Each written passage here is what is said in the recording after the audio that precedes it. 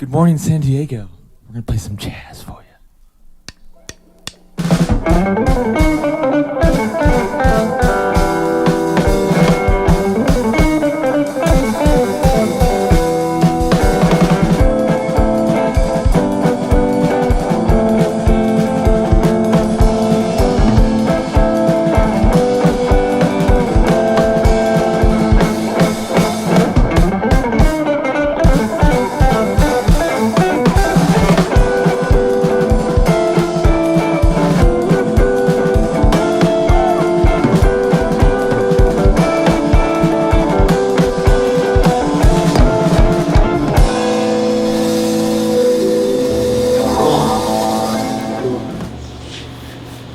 Is the drink in there?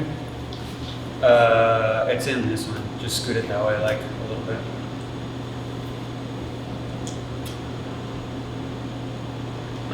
All right. What neighborhood did you grow up in?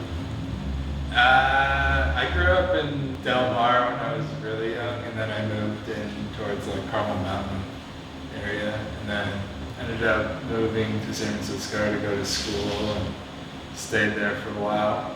You were in New York for a bit too, right? Yeah, I went to New York for like half a year just to see what it's about, but that hustle and bustle is a little rough for me. Much for us West Coast kids. Yeah, I like being here. I like having space. Yeah, I hear you. I grew up in Point Longmont, Ocean Beach area, and went to school, high school, and then PLNU. It's just a fine art major, majored in sculpture and philosophy, double major.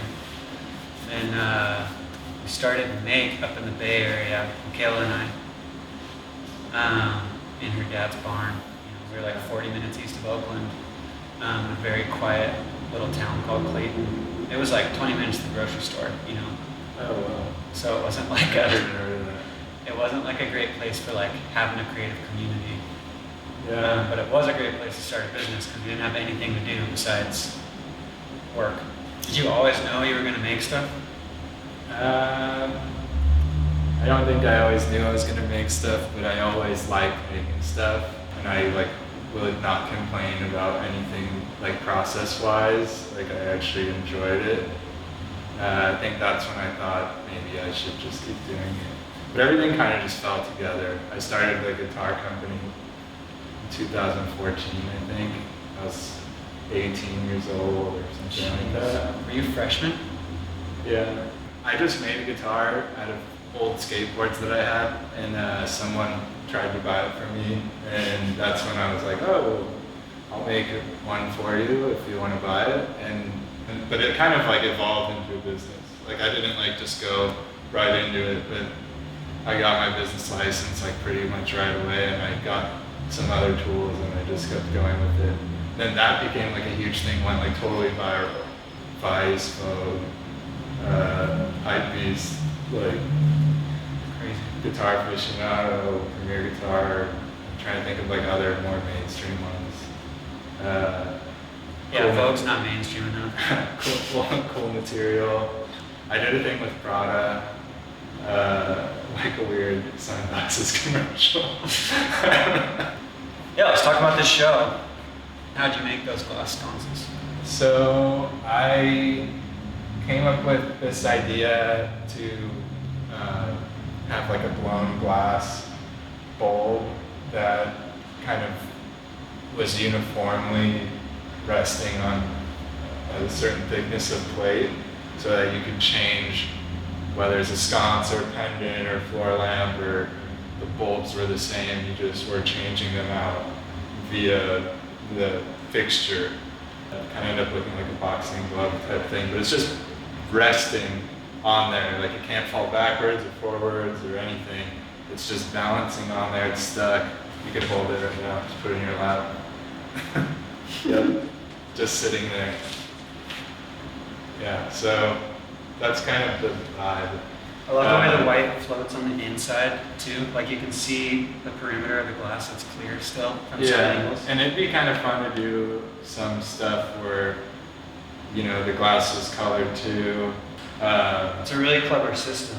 Yeah, you could have like 100 of those. Yeah, I feel like a lot of people don't think about the structural integrity of glass either. Like it's super strong. Yeah, it's really strong. And you could use glass as joinery and things. I feel like everything I do, like there has to be some kind of relationship with the user and it. Like, how often are you going to pull that off? Probably not that often, but the first time But the fact that you can. The first time you put it on there, like to just see how that is and like feel that, to me is like the whole thing. It's a functional, like minimalist piece too, because you could have these mounts kind of wherever. Like if you had, like if you were living in a sprinter van or a tiny house or whatever, like you could have a couple of these with a bunch of different mounts.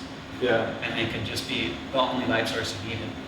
I know, I feel like this is going to grow into many more versions. I already have a floor version and table version of this, but just to get to, install it like this where the cords are dangling higher up and stuff, it's kind of hard to show that via the internet, so it's cool that we were able to do it here at Coffee. I built this chair here. That actually is for my living room. I just screwed it on the wall.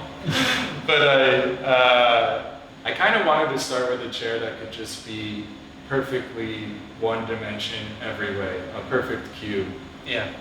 Which is what this ended up being until I decided I wanted the seat to extend further out both ways.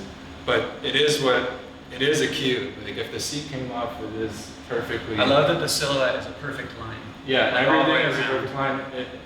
Again, like going to like the design of it, I just wanted something super simple, really limited use of wood, and really airy.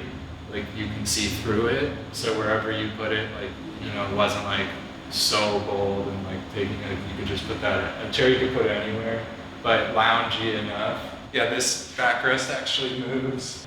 It's also like the only thing that doesn't have to be a right angle, which makes it really fun. Yeah, and a lot of people don't even realize that can move, so it's just, I just like people talking about it. When I found that piece of hardware, I was like, oh man, this is gonna be fun. Yeah, sometimes it is just that piece of hardware that can inspire like a whole movement. Yeah, with the moving of things, like the mushrooms that me and you've been making, the ball joint, is there for that interaction. It's cool to direct light, that's obviously the benefit of moving it, but I like more than the benefit of moving it to just like have some reason to play with it. Yeah, that system is super cool. And a lot of, the stuff I made too it's so much about, it's such an esoteric artsy thing to say, but like you kind of gotta like ask what the material wants to be. I'm always wary of like forcing a material to do what it shouldn't do. Yeah. But that, I relate to that with the skateboard guitar thing. Like I got into this because I make those recycled skateboard guitars. Everyone starts yelling at me, telling me what I have to do with recycled skateboards. Yeah. And I'm like, just because I don't know, it just doesn't belong in some places. Like the hanging porcelain piece is kind of about this interplay between like highbrow and lowbrow, and it's ultimately this thing that comes out of the ground. But porcelain has become like this sort of like refined, white, pure luxury good. Mm-hmm. But it resembles and it works so well as an organic shape, an organic form. And I was like looking at these oyster piles of like old oyster shells that people had like cast aside. And I was like, that looks a lot like porcelain. That's funny because porcelain's so expensive and these things are thrown on the side of the road. Mm-hmm. But then you hang these like cracked, organic, thrown little things and all of a sudden they're literally elevated. But then it's also just like what the material's good at. Yeah, I love the aircraft cable. Yeah. That's like the coolest thing. I still want some of those, honestly. I feel like you kind of like stumbled upon like your own style with that, because that was like, you showed me that a while ago, and then you have that new piece that you put in this install, which is kind of playing in the same shapes but in a larger scale with more color. Totally. I really like that as clay shrinks, because when it's wet it's bigger, when it's fired it's smaller, and as it shrinks, when it's like this stretched out kind of pizza dough like thing, it does fun things and it will ripple in like really organic ways. And so to try and preserve that, but then also like take it off of a flat surface and float it. I think it really highlights the way clay moves. Yeah, that's true. And it has so much like shadow play, which just like adds more to like fragility of everything. Totally. And I love the way the shadows play on unglazed raw forms. So much more than I love it on glaze, because glaze can kind of distort shadow and has so much reflection in it. Yeah. But it doesn't honor the clay in the same way. And the fact that you can just interchange a piece like later on, just almost, it's not modular really, but like it is. Yeah, but it kind of is. Yeah, like you can just like exchange a piece later on for another piece like very easily. This is the beginning of yours in my opinion, but like hopefully next year, I mean, you'll see, or maybe you'll see a variation of these just on a larger scale or a little bit different, or how this led us to the next part of it. I mean, I already have 2 or 3 new like giant projects with the glass blower, you know? Yeah, I'm looking forward to seeing those come out. So, it's gonna be sick. Yeah. Yeah, we're just waiting for someone to let us do a restaurant or a hotel lobby. Yeah, I would love to do that. Or whatever. Hit us up. Let's do it again. Let's keep it rolling. It's cool. This is who we are. Okay, here we go.